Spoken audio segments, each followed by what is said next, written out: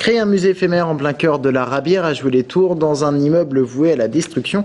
Voici l'objectif de l'association Terra Ceramica. Et pour en parler, nous recevons son directeur, Kader Amou. Bonsoir. Bonsoir. Alors, ce projet de musée éphémère, expliquez-nous en quoi il consiste. En fait, il consiste à inviter petits et grands, des artistes, des non-artistes, à occuper un espace pendant un certain temps. Le côté éphémère, ça va durer 4 mois. Et on va leur octroyer des appartements sur des projets qu'ils ont écrits et déposés, qui ont été validés. Et sur ces projets-là, ils vont créer pendant 3 mois, seuls. Et puis le 4e mois, ils vont ouvrir ça au public et ils vont nous montrer un petit peu ce qu'ils auront envie de nous montrer. Alors, quels sont les projets qui vont être développés dans ce musée éphémère? Alors, ça va de la préhistoire. Par exemple, il y a une classe de 17 élèves d'une classe qui s'appelle la classe Mignonne, de l'école Mignonne. Ils vont travailler sur les traces préhistoriques. Donc, ils vont, avec l'aide d'une artiste qui s'appelle Lena Nikevich, qui va les encadrer au niveau art plastique, ils vont travailler sur les traces, sur les mains, ils vont créer des fouilles à l'intérieur de cet appartement, etc. Voilà, je trouve que c'est un projet en fait qui va permettre en fait à des enfants de travailler sur quelque chose de très très très loin, la préhistoire, avec des objets d'aujourd'hui, avec cette plasticienne.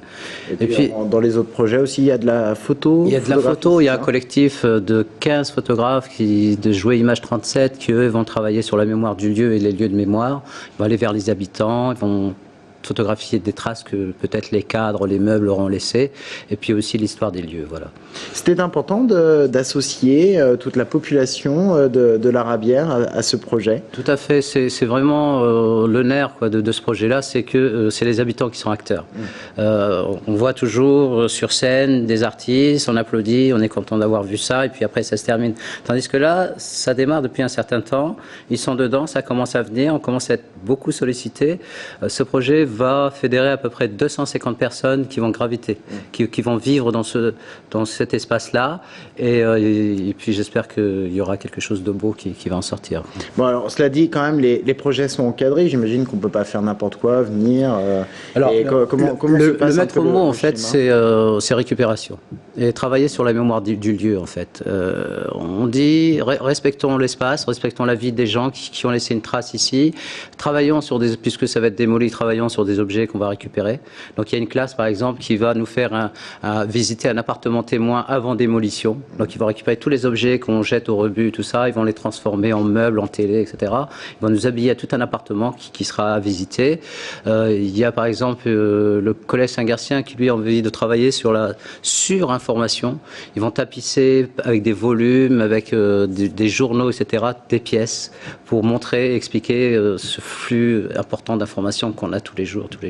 Voilà.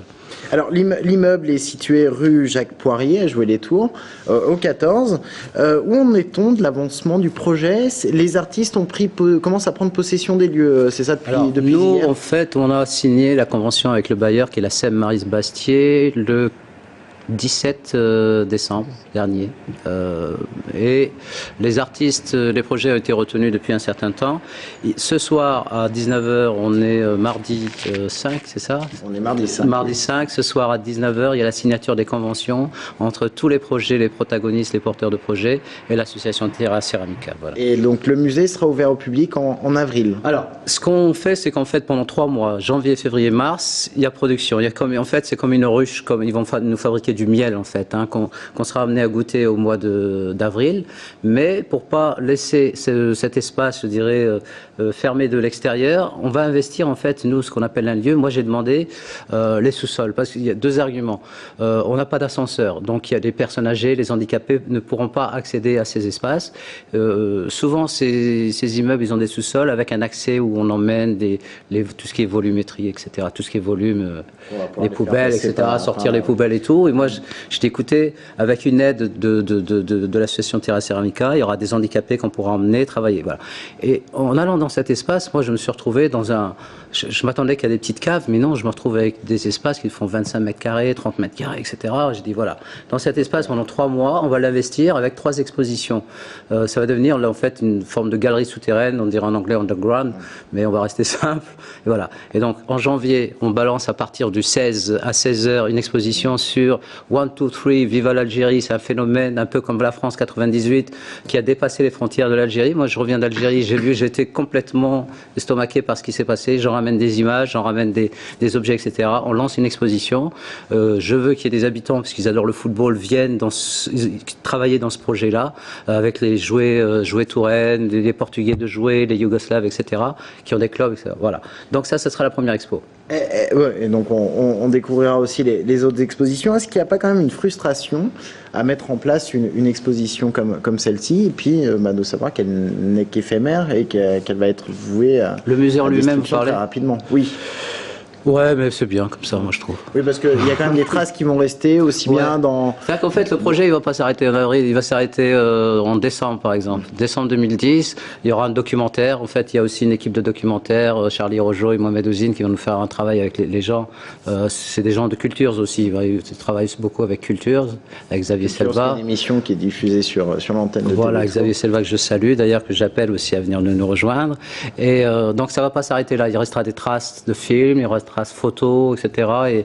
Et puis c'est aussi une façon aussi de dire, regardez, on peut aussi faire des choses intéressantes autres de l'image qu'on a d'habitude.